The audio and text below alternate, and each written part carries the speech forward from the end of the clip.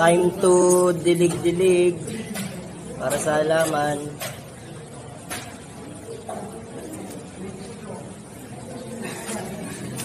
Ayan lang, baka malunod.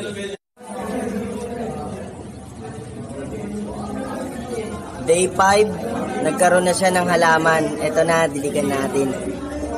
Diligan natin.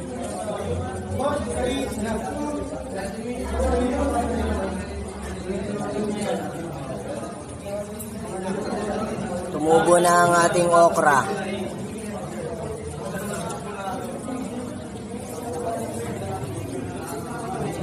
Torre. Day 8, malaki na ang halaman niya. Nagkaroon na ng bulaklak. Ang taas na. Tara, diligan natin.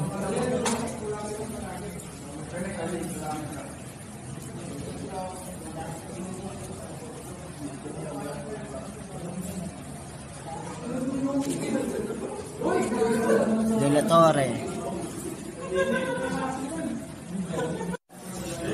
Day 9, oras na para magdilig ulit. Alagaan natin siya sa pagdidilig para lumaki ng mabilis. Ang laki na ng halaman nyo.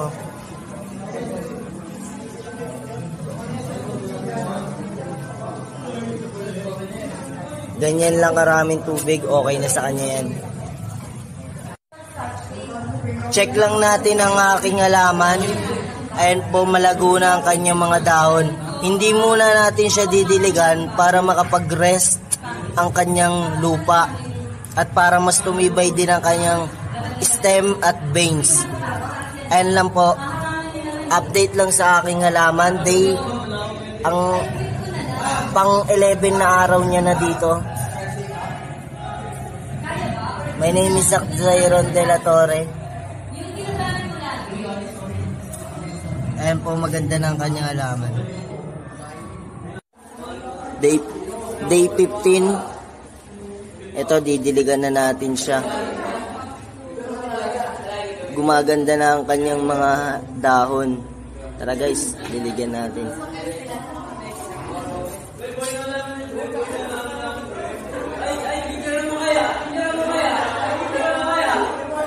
Ayun lang, para kontrolado natin ang paglaki niya.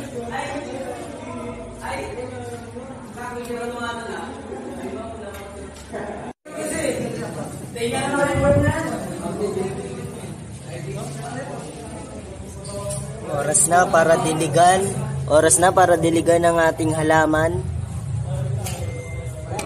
Let's go!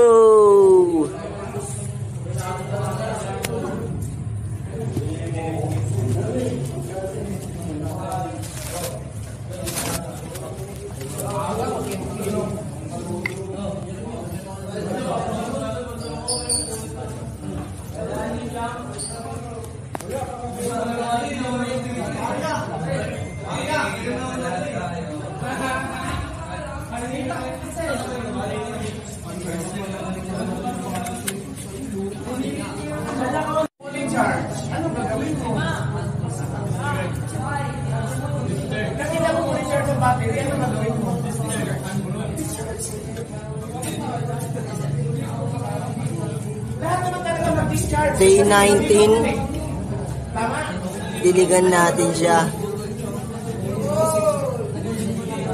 Naisip niya rin naman eh. Sige, basta may flow ka. Hindi naman magkakalat ang tubig nito dahil may suporta sa ilalim. Kaya naman, sana lumaki siya ng maayos.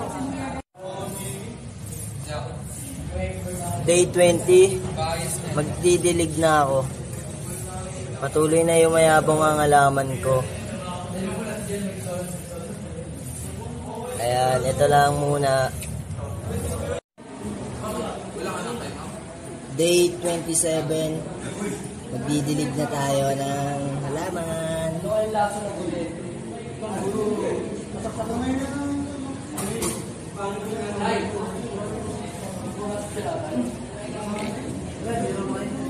lang. Update lang. Day 29, diligan na natin siya. Masyado nang mataas ang kanyang dahon. At pwede na siyang hilot-hilutin para dumiretso. Tara, diligan natin guys.